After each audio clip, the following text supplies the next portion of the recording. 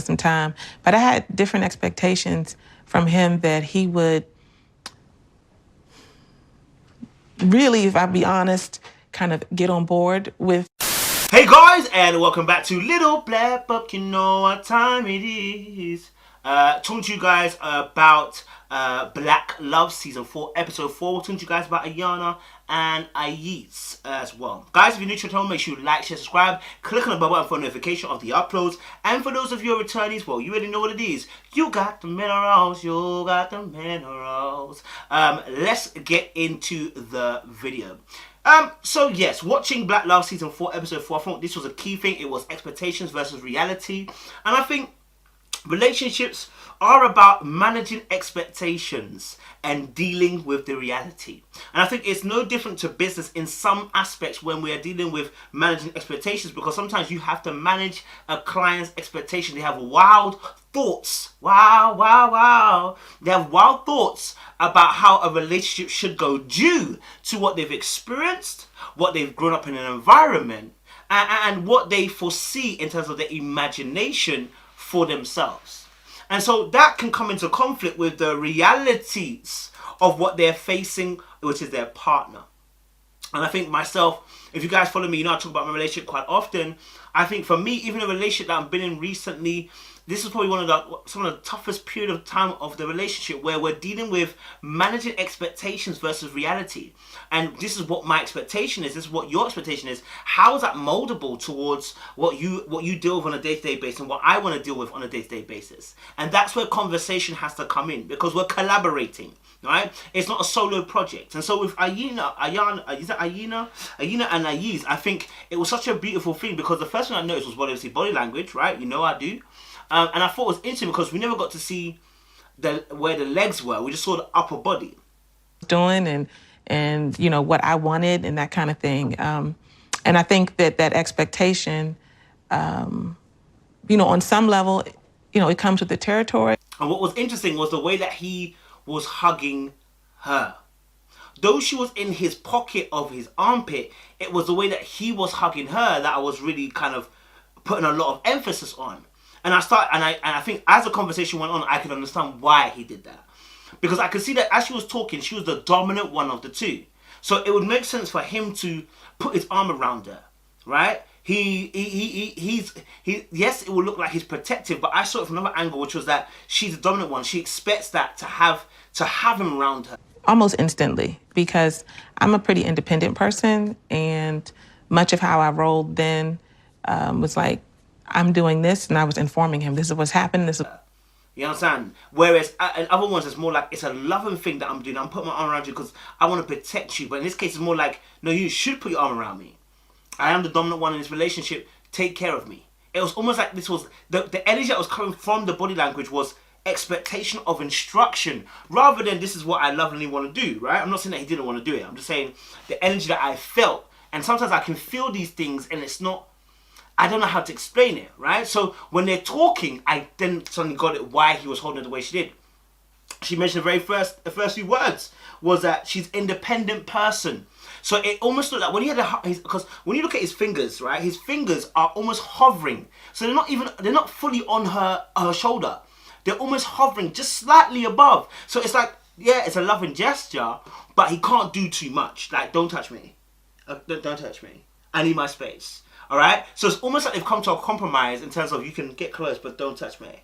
You know what I mean? I'm not saying that's what happened, but I'm talking about the energy that's being put out there, right? So she's an independent person. And then she went on to say, obviously, the fact that, you know, she had expectations of him getting on board with where she was going, and which is what I was feeling, right? And so in relationships, depending on your characteristic, the way that you roll in life generally, it can be a real dynamic in terms of different perspectives when it comes to relationship. I'm not really a person.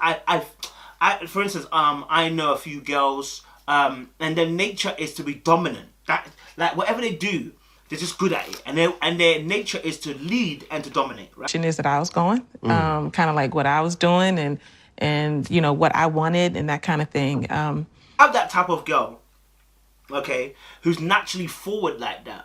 it does require a man to either be greater to let her naturally respect that flow, or for the man to say, I'm a subordinate in this area, I'm going to let you flow and I'm just going to work around you. All right? And if they're working at the same level and the girl is very dominant, it's going to be very hard for her to want to work with this guy or to accept him or to even approve of his leadership because she's seen him at the same level. They're competing. Right? And so that's why it goes either the high road or the low road. Either the guy she has to choose will be above and she will follow the lead naturally, or he will be somebody who's not as accomplished but will respect her flow and let her do what she needs to do. And I felt like in this conversation, that was what he was going to have to do. Right? Her response to certain situations early on in our marriage, I didn't expect like the attitude, the energy, the pushback, because I'm her husband, and so to some degree. Right? And so when she mentioned those words about the fact that, I was expecting to get a guy who was going to just go with the flow, and get on board. It was interesting that as she was talking about that, she started to realize he's not on board. And that is probably where a lot of conflict comes from.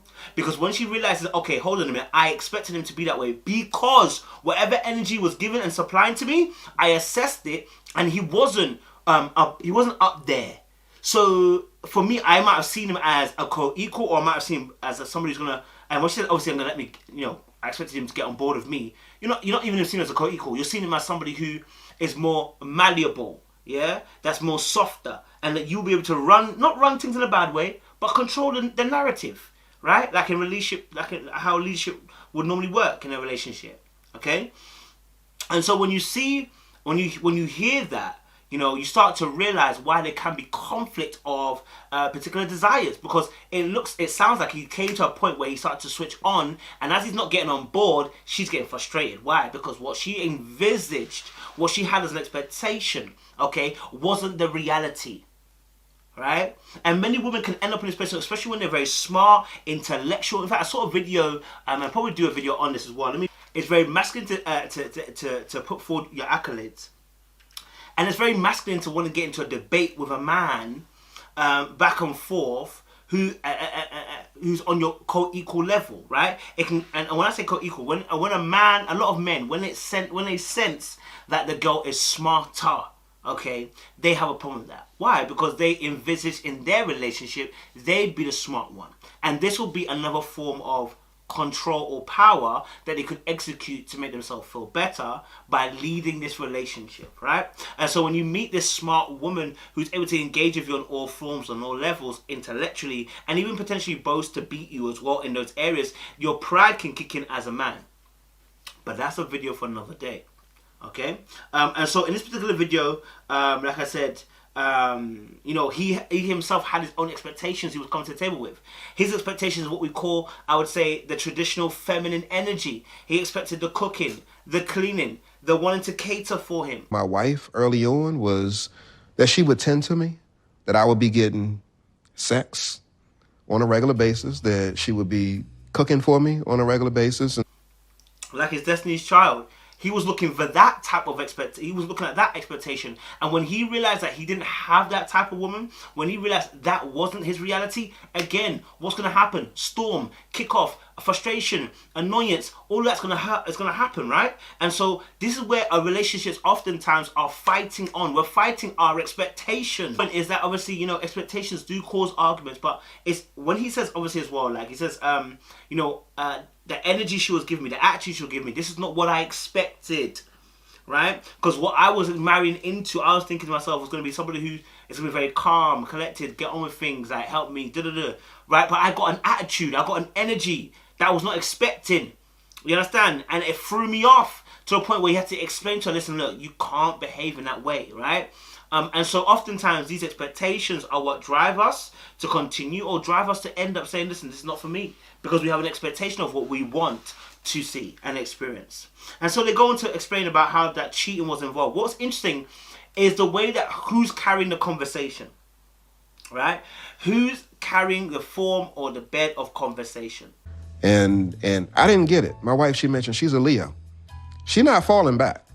And right? And it is the wife. And what I find very interesting is the way that she tells the story about cheating. Like, as soon as they mentioned cheating, I said, it's her who cheated. Do you know why? Because she's the dominant one. And the way she's behaving, I could see that this is probably the one that won and cheated. Now, both of them cheated.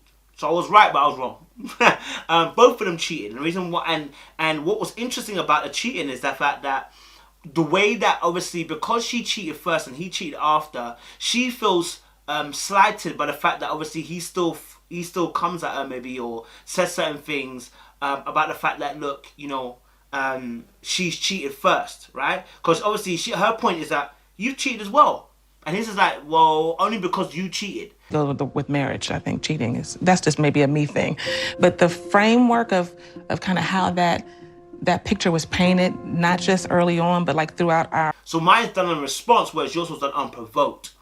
And so he makes a clear distinction in his head.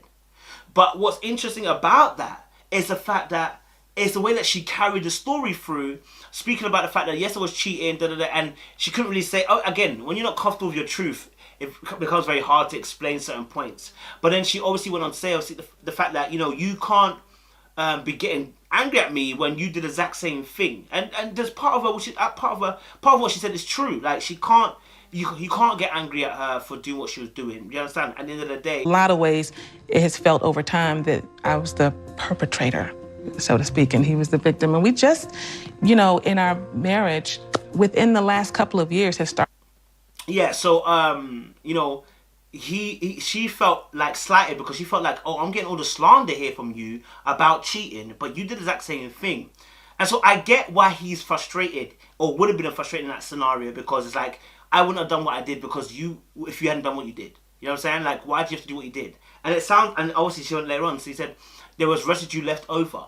And there is residue left over. Why? Maybe because the way she's talking, this is my opinion, the way she's talking, although they may have sorted it out, the accountability, and I will say this as well, the way you apologize, the way you handle a scenario, a situation, can make all the difference in terms of how the person will receive and feel that your apology went. In our marriage, within the last couple of years, has started to get really clear about some of that residue. And we just learned how to make room for the other person. So she didn't want to feel like she's the only one blamed, and she shouldn't be the only one, and she shouldn't be the only one blamed.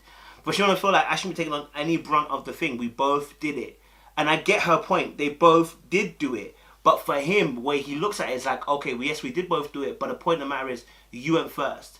And again, because of her dominant nature, I felt like there was maybe a lack of accountability there. Maybe she didn't apologize the way that he wanted her to apologize. And I've said this before. No matter sometimes how we apologize may not land with the person because of the type of apology that we have.